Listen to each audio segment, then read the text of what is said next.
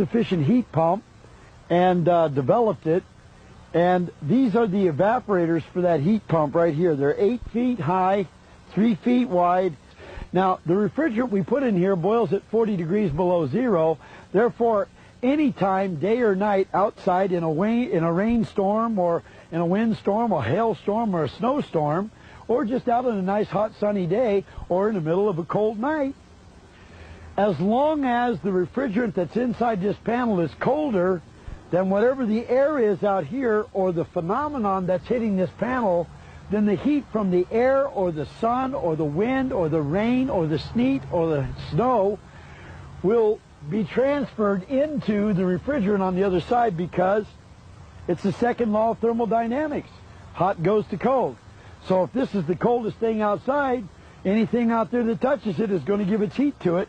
A little bit of heat goes a long way. That gas starts expanding like crazy, and as it expands, it then is drawn into the compressor, not through suction. I've got engineers and inventors that don't like to use the term suction, but through negative pressure. So as the compressor is creating this negative pressure, the gas is migrating to it.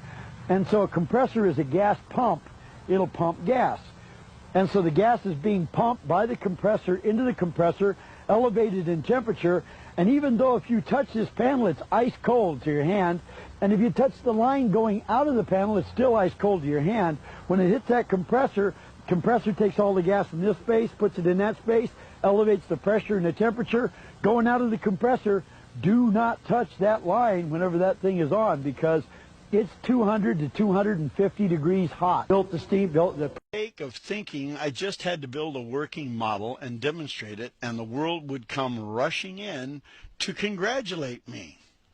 The world did indeed come crashing in, rather than rushing, around me instead.